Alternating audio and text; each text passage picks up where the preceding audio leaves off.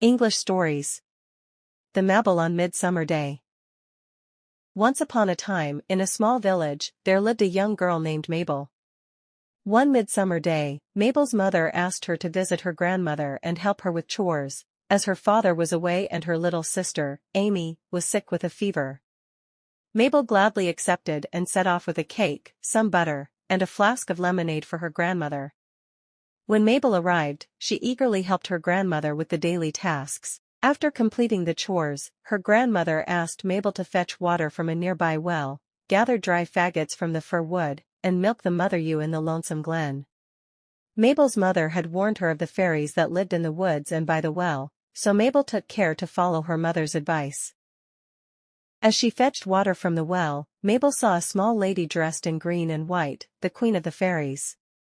Mabel was careful not to disturb the water, and the fairy queen was pleased.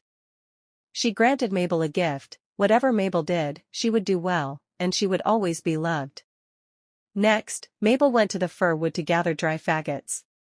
She took care not to break any living branches or disturb the brownies, the spiteful fairies living in the woods. The brownies watched her closely and were so impressed by her kindness and respect for their home that they left a silver penny for Mabel to find. Finally, Mabel went to the lonesome glen to milk the mother ewe.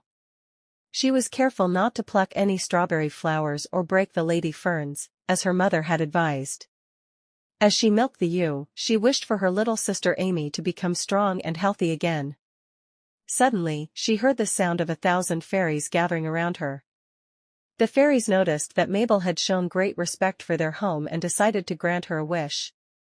They agreed to fulfill her latest wish, which was for Amy's health to improve. Mabel, filled with gratitude, returned to her grandmother's house, carrying the blessings of the fairies. With her chores completed, Mabel headed back to her own home, eager to share the news of the fairy blessings she had received. When she arrived, her family noticed that her sister Amy had made a miraculous recovery. Mabel knew that it was the fairies' doing, and she was grateful for their help. From that day on, Mabel continued to be a kind, helpful, and loving girl. The 3 fairy blessings she received on that midsummer day stayed with her throughout her life.